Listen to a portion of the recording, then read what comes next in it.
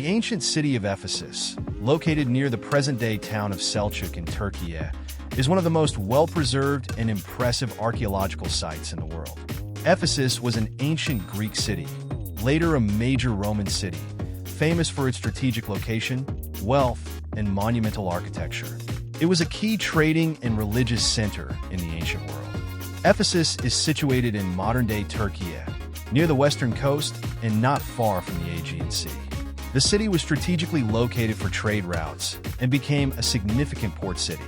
Ephesus boasts numerous well-preserved structures, including the Library of Celsus, the Ephesus Theater, the Temple of Artemis, the Temple of Hadrian, and the Agora marketplace. Ephesus was known for its cultural and intellectual contributions, as well as its religious significance. It was an important center for the worship of Artemis, among other deities.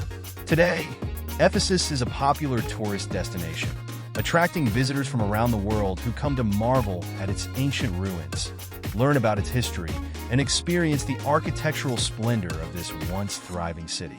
Visiting Ephesus' ancient city offers a unique opportunity to step back in time and explore the remnants of a grand ancient civilization, marveling at its architectural achievements and cultural heritage.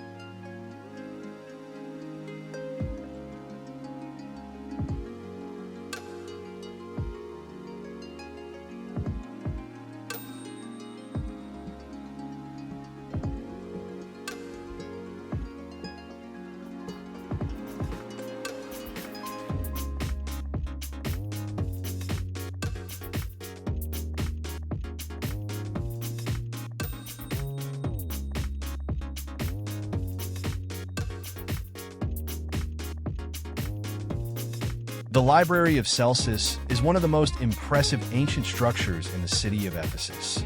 This Roman building is not only an architectural marvel, but also a significant historical monument. The library was commissioned by Gaius Julius Aquila in honor of his father, Tiberius Julius Celsus Polemaeanus, who was a former governor of the province of Asia. It was completed in around 117 AD. The Library of Celsus is renowned for its elaborate facade, which is considered a masterpiece of Roman urban architecture. The facade is 2 stories high and features ornate columns, statues, and intricate reliefs. It was designed to be a grand and impressive public building. The library functioned as both a monumental tomb for Celsus and a public library. It could hold around 12,000 scrolls, making it one of the largest libraries of the ancient world. The scrolls were stored in niches within the walls of the main reading room.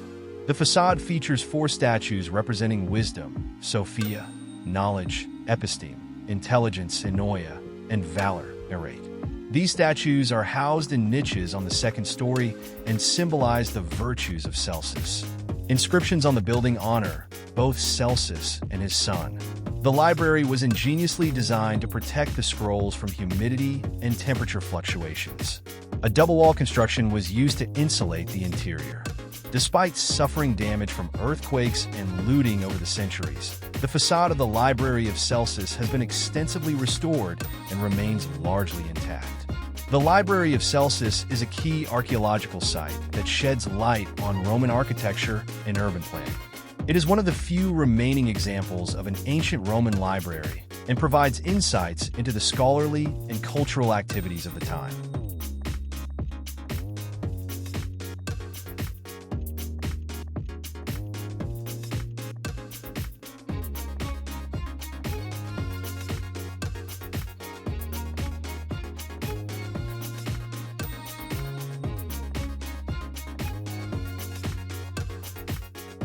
The Hercules Gate is a notable monument within the ancient city of Ephesus, providing insight into the architectural style and cultural symbolism of the time. The Hercules Gate was constructed during the Roman period, likely in the late 2nd century or early 3rd century AD. It served both a practical and a decorative function within the city. The gate was named after the mythological hero Hercules, suggesting it was intended to honor him and symbolize strength and heroism.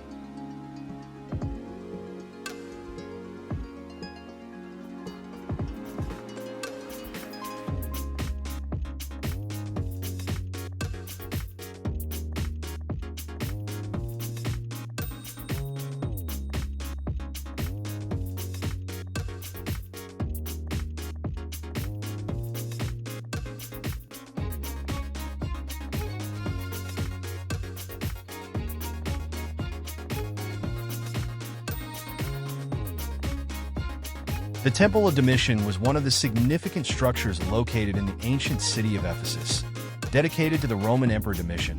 It was one of the first temples in Ephesus built in honor of an emperor, showcasing the influence and spread of the imperial cult during that era. Constructed in the 1st century AD, the temple stood prominently on the city's renowned avenue, the Quirites Street. Its architectural style was typical of Roman religious structures, featuring a raised podium, a colonnaded facade, and a significant cella, inner chamber, where the statue of the emperor would have been placed. The temple complex included a large rectangular courtyard around which various other structures were situated. The temple itself was built atop a high terrace, complemented by a grand staircase. Although much is ruined today, its prominence and size underscore its importance in the civic and religious life of ancient Ephesus. Archaeological evidence suggests that after Domitian's assassination and his subsequent damnatio memoriae, condemnation of memory, his name might have been removed from inscriptions.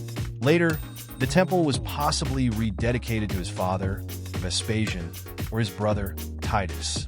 Today, visitors to the archaeological site of Ephesus can see some of the temple's remains, which contribute to our understanding of Roman provincial architecture and the worship practices associated with the emperor's cult in ancient Asia Minor.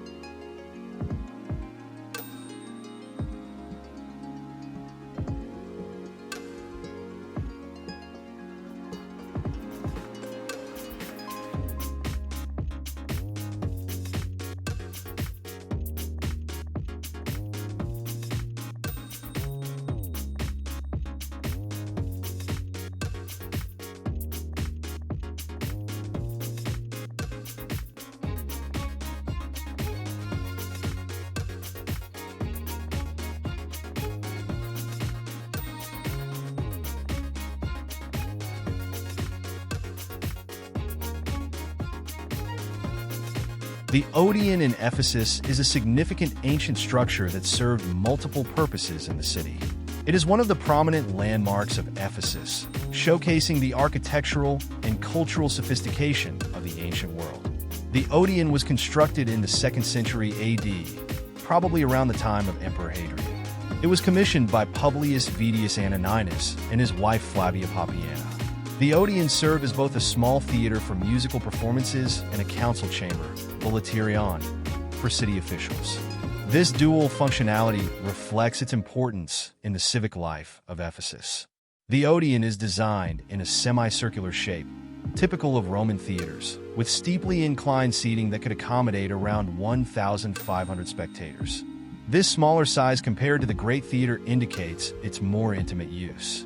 The seating area, known as the cavea, is divided into 2 tiers, separated by a broad horizontal corridor. The lower section has marble seating reserved for dignitaries and officials. In front of the seating area is the orchestra, a semicircular space used primarily for musical performances and sometimes for meetings.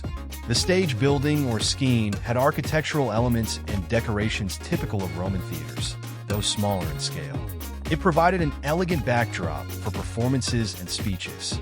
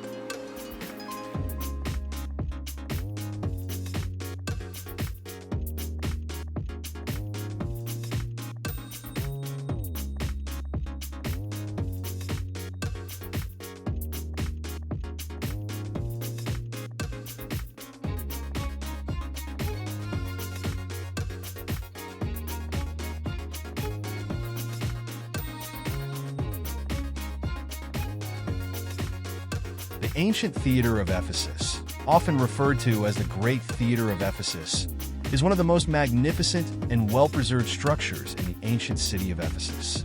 This grand amphitheater holds significant historical, architectural, and cultural importance. The theater was originally constructed in the 3rd century BC during the Hellenistic period under the reign of Lysimachus. It was later expanded and remodeled by the Romans in the 1st century AD under the reigns of Emperors Domitian, Trajan, and Hadrian. The Great Theater of Ephesus is built into the slope of Mount Pion, Pannier Hill. It exemplifies Roman engineering with seating arranged in a semicircular form, tier upon tier, allowing for excellent acoustics and visibility.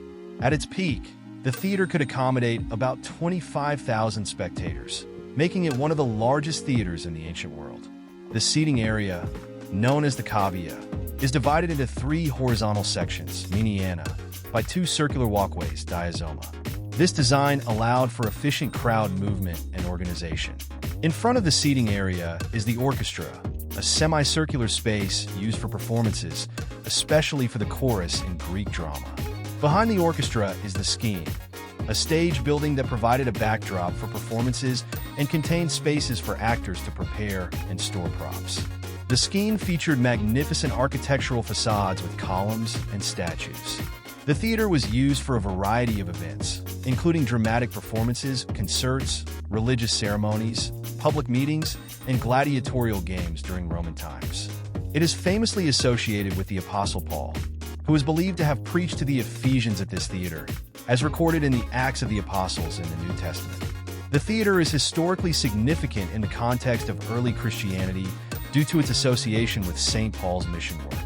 The riot of the silversmiths mentioned in the Bible took place here, where a large crowd confronted Paul's companions.